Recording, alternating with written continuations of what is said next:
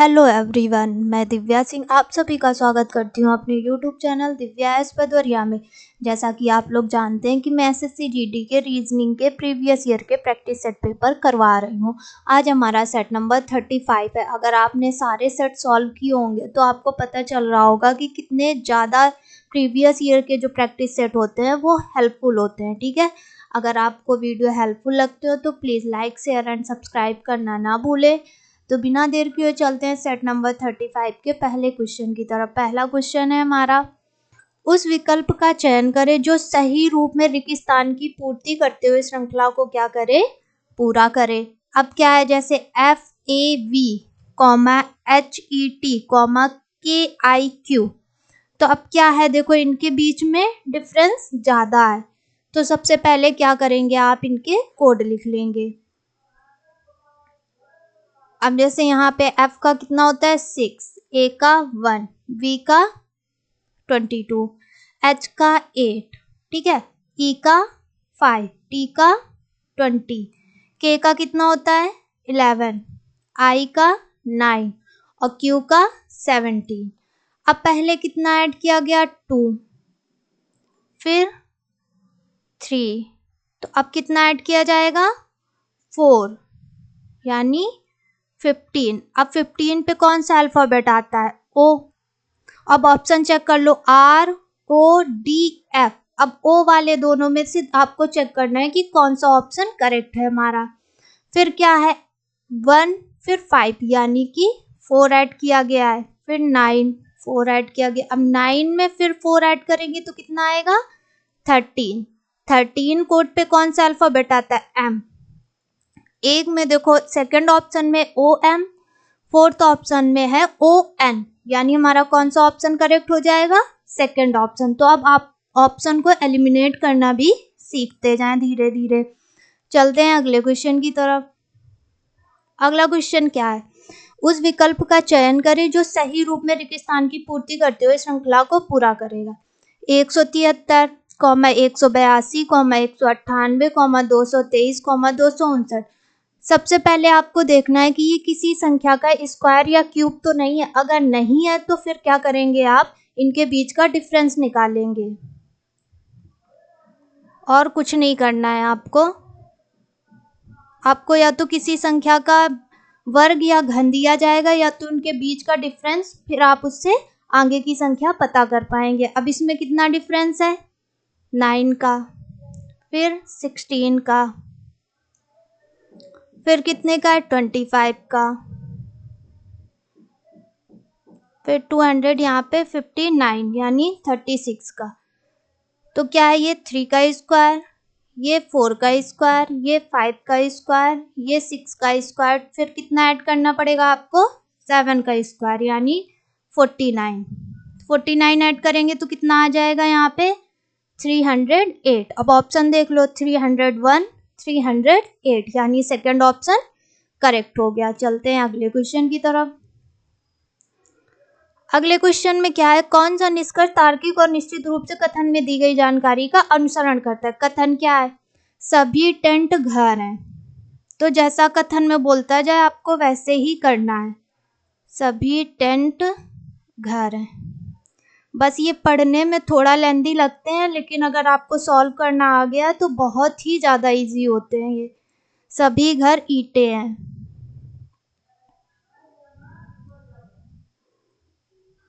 ईंटें हो गए। फिर क्या बोला है, सभी ईंटें पत्थर हैं, ठीक है, पत्थर है। अब निष्कर्ष में क्या पूछा है, सभी ईंटें घर हैं, जबकि क्या है सभी घर जो हैं वो ईंटें हैं, यानी ए निष्कर्ष तो गलत हो गया। फिर क्या बोला, कुछ पत्थर टेंट हैं। तो देखो पत्थर ये पूरा है ना, उसका ये वाला पार्ट तो सिर्फ टेंट है, यानी निष्कर्ष जो बी हमारा है वो करेक्ट हो गया। अब ऑप्शन चेक कर लेते हैं, केवल निष्कर्ष बी अनुसरण करता है, यानी फर्स्ट ऑप्शन ही हमारा करेक्ट हो गया। चलते हैं अगले क्वेश्चन की तरफ। अगले क्वेश्चन में क्या कह रहा है, ए तथा बी की ऊंचाइयां समान है। अब क्या करना है आपको, ए और बी को समान करना है। फिर क्या बोल रहा है, सी जो है ए से छोटा है, यानी ए बड़ा है और सी छोटा है। फिर क्या बोला है, डी ई से छोटा है, ई बड़ा हो गया, डी छोटा हो गया, लेकिन फिर क्या बोला है, किंतु बी से लंबा है, तो डी क्या है, बी से लंबा है। तो आप कैसे इसको बना लेंगे इक्वेशन, डी सबसे लंबा, फिर बी, और क्या था, बी और ए दोनों समान थे, समान हो गए, फिर क्या बोला था, ए जो है वो सी से लंबा है। अब क्वेश्चन देखो क्या बोला है, सबसे लंबा कौन है, तो सबसे लंबा कौन है, ई। अब ऑप्शन देख लो, बी सी डी ई, यानी फोर्थ ऑप्शन क्या हो गया, करेक्ट हो गया। चलते हैं अगले क्वेश्चन की तरफ। अगले क्वेश्चन में क्या है, दिए गए सादृश्य में लुप्त संख्या आपको बतानी है, 16:240। अब मैंने क्या कहा था कि कम से कम आपको 30 तक के वर्ग और 20 तक के घन याद होने चाहिए। अब अगर आपको याद होता 30 तक के स्क्वायर, तो क्या था ये, 16 का स्क्वायर करेंगे तो कितना आएगा, 256, और फिर वही संख्या घटा देंगे तो कितना आ जाएगा हमारा, 240। अब आपको क्या लाना है, 182, तो ये किसके आसपास है, 196 के, क्योंकि हमें पता है कि क्या है, 196 14 का वर्ग होता है। अब जैसे हमने यहाँ पे किया 14 का वर्ग किया, तो कितना आ गया यहाँ पे, 196, और उसी संख्या को माइनस कर दिया तो कितना हो गया, 182।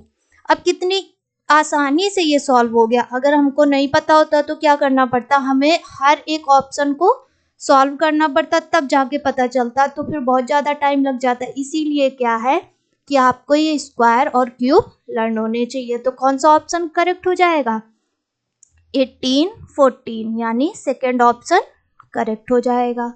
और अगला क्वेश्चन है हमारा, उस विकल्प का चयन करें जो तीसरे पद से उसी तरह संबंधित है जिस प्रकार दूसरा पद पहले पद से संबंधित है। तो अब क्या करना है आपको, पहले पद का संबंध जो दूसरे पद से होगा, वैसे ही आप तीसरे पद से चौथे पद का संबंध निकाल लेंगे। अब जैसे यहाँ पे लिखा है BOTH, और दूसरा पद क्या है, NOTT।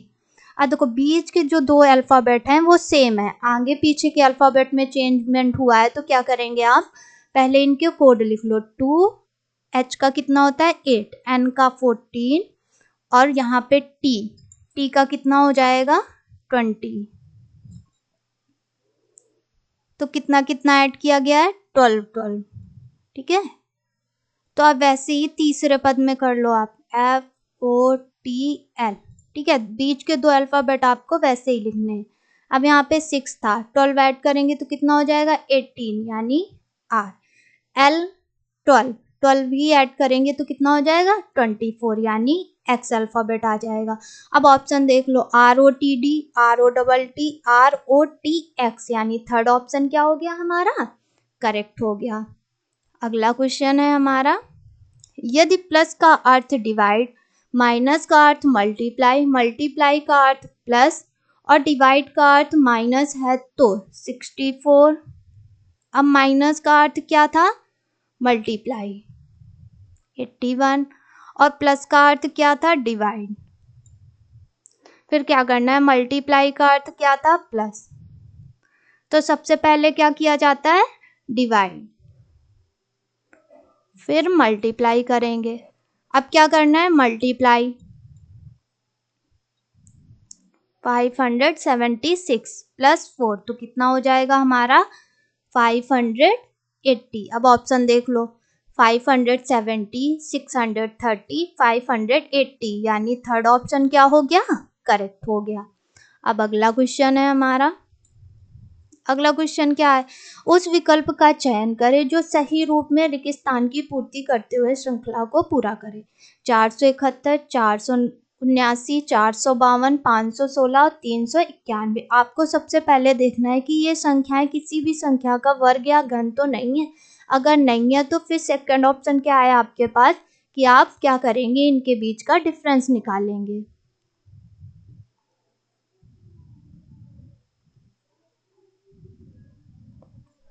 516, 391, पहले कितना है, प्लस का 8, फिर कितना है यहाँ पे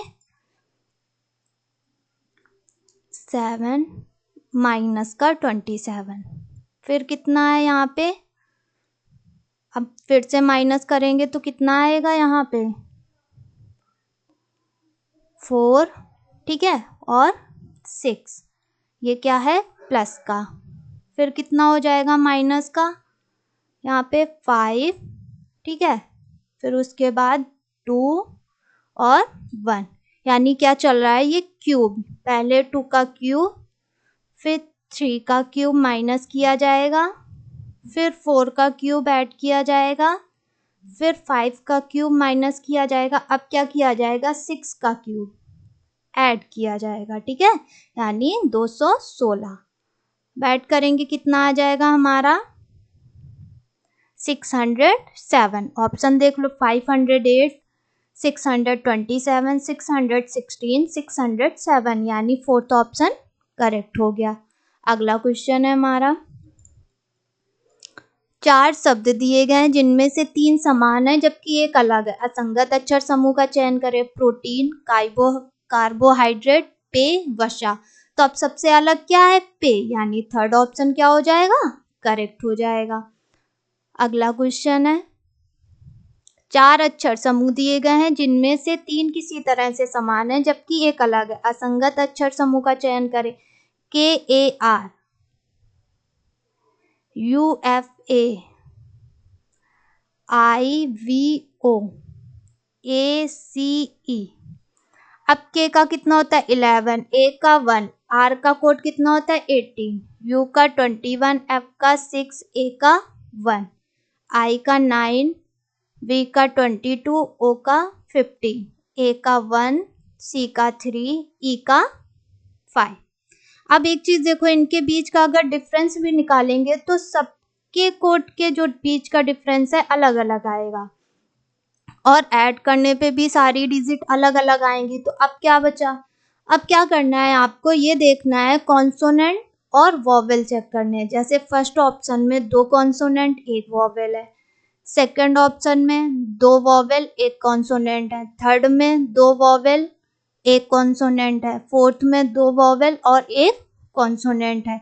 तो अब क्या हुआ, फर्स्ट ऑप्शन हमारा सबसे अलग हो गया क्योंकि इसमें 2 कॉन्सोनेंट और 1 वॉवेल है, यानी फर्स्ट ऑप्शन करेक्ट हो गया। अगला क्वेश्चन है हमारा, एक निश्चित कूट में AECGF को 95376 के रूप में और CAHJ को 31810 कूटबद्ध किया जाता है, उस कोड में QGMVJ को कैसे कूटबद्ध किया जाएगा। अब जैसे यहाँ पे IECGF, I का कितना 95376, यानी कि जो रियल में कोड होते हैं अल्फ़ाबेट के वही दिए गए हैं। तो अब आप निकाल लो QGMVJ, Q का कितना होता है 17, G का 7, M का 13, V का 22 और J का 10। अब ऑप्शन देख लो, 1 देखो 17, फिर 7, फिर 13, 22, 09 आ गया, जबकि आना क्या चाहिए था 10। सेकंड ऑप्शन में देख लो क्या है 2208 आ गया, फिर यहाँ पे 9 आ गया। अब फोर्थ ऑप्शन में क्या 17, फिर 7, 13, 22 और 10, यानी फोर्थ ऑप्शन हमारा करेक्ट हो गया। और अगला क्वेश्चन है हमारा, KLMNOP और Q एक मेज के चारों ओर वृत्त की ओर क्या करना है, केंद्र की ओर मुख करके बैठे हुए हैं। तो आप क्या करो, एक वृत्त बनाओ, फिर कितने लोग हैं यहाँ पे 7 लोग, जो क्या है केंद्र की ओर मुख करके बैठे हुए हैं, ठीक है। अब क्या बोला है, L जो है N और O के बीच में बैठा है, L N और O के बीच में बैठा है।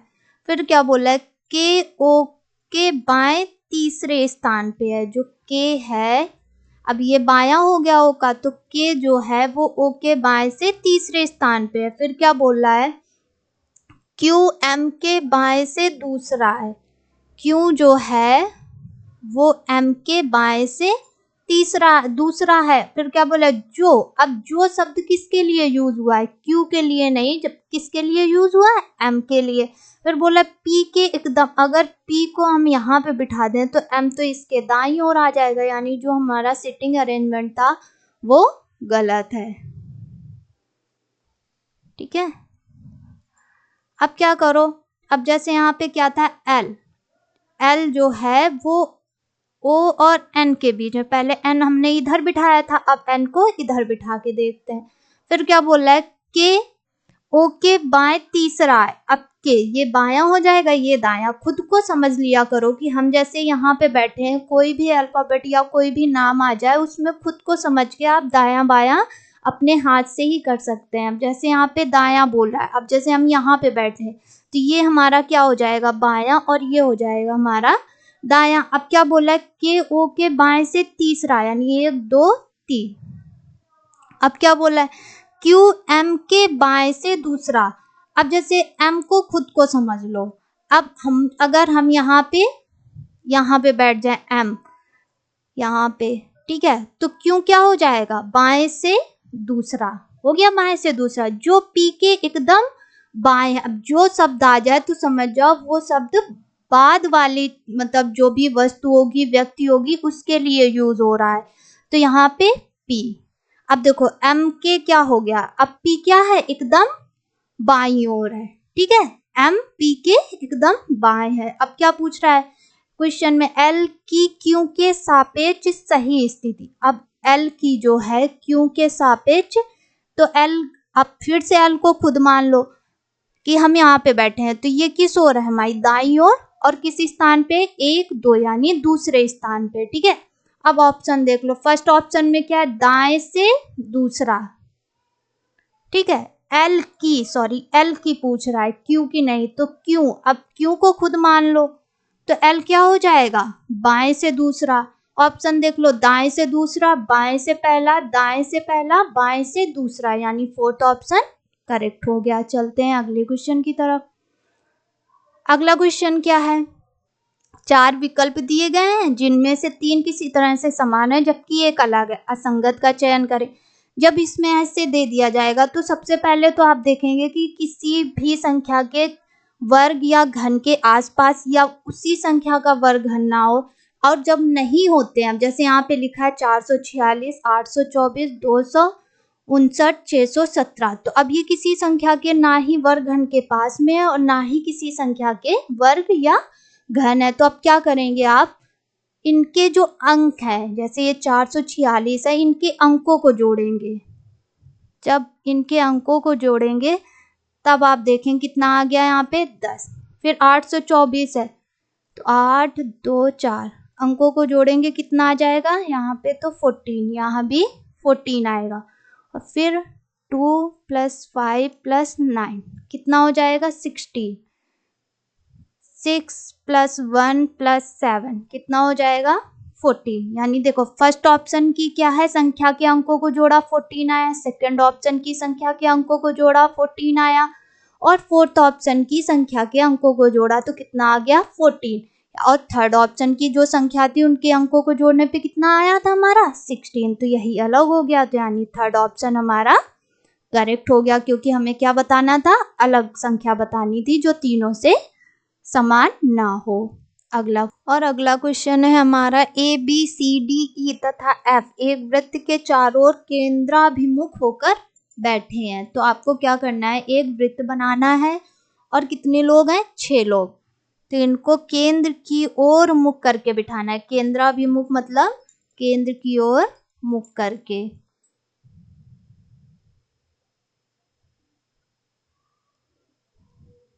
ठीक है, ऐसे कर लिया, और ये हमें पता है कि केंद्र की ओर मुख करके बैठे हुए हैं। बी डी का निकटतम पड़ोसी, अगर बी को कहीं बिठा देंगे तो बी डी का निकटतम पड़ोसी हो जाएगा। सी ए का निकटतम पड़ोसी, किंतु एफ का निकटतम पड़ोसी नहीं है।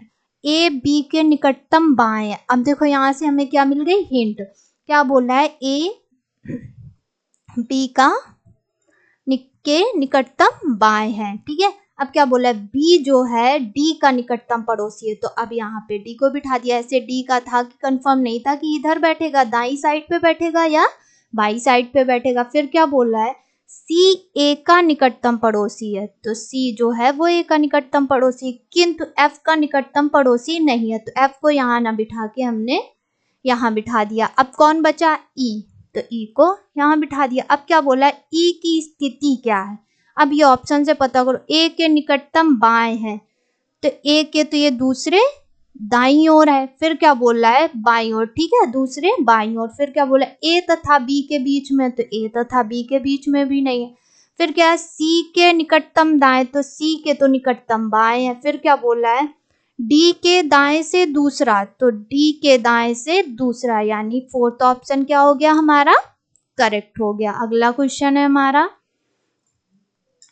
दिए गए विकल्पों में से संबंधित शब्द युग्म का चयन करें। गोंद, अनुपात, कागज। अब क्या है, जैसे जिस प्रकार से कागज का संबंध गोंद से है, वैसे ही आपको क्या करना है, तीसरे पद का संबंध चौथे पद से निकालना है। अब ये ऑप्शन से पता करो, नोटबुक अनुपात रंग, परीक्षा अनुपात सूचना पट, सीमेंट अनुपात ईंट, कागज अनुपात लिफाफा। तो जैसे कागज का संबंध गोंद से था, वैसे ही क्या हो जाएगा, ईंट का संबंध सीमेंट से, तो थर्ड ऑप्शन करेक्ट हो जाएगा।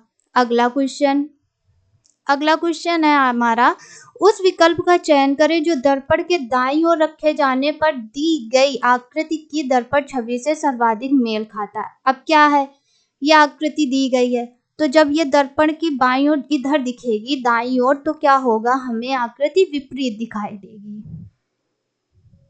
ठीक है, ये एरो वाला साइन इधर आ जाएगा और ये ठीक है। अब ऑप्शन देख लो, first option, second, third, fourth. अब देखो फर्स्ट ऑप्शन में भी अगर जल्दबाजी की तो हम क्या करेंगे, फर्स्ट ऑप्शन ही मार्क कर देंगे, जबकि ये देखो क्या बीच में ना होके ऊपर और ये लाइन से टच कर रहा है, ठीक है, यानी फर्स्ट ऑप्शन नहीं है। अब कौन सा ऑप्शन बचा, फोर्थ, तो फोर्थ में देखो बीच में है ना, तो यानी फोर्थ ऑप्शन हमारा करेक्ट हो जाएगा। अगला क्वेश्चन है, वेन आरेख का चयन करें जो दिए गए तीन वर्गों के बीच के संबंध को सर्वोत्तम दर्शाता है। पेन, पेंसिल, किताब। तो पेन भी अलग होते हैं, पेंसिल भी और किताबें भी, तो कैसा बनेगा ये, ठीक है। अब ऑप्शन देख लो, किस ऑप्शन में यह आकृति मिल रही है, फर्स्ट, सेकंड, थर्ड में मिल रही, यानी थर्ड ऑप्शन क्या हो गया हमारा, करेक्ट हो गया।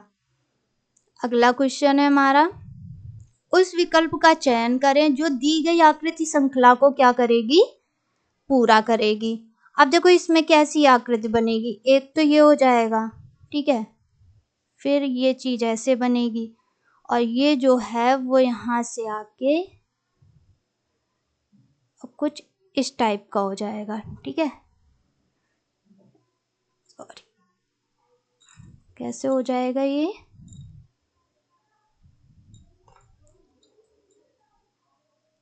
यहाँ से आके ऐसे, ठीक है।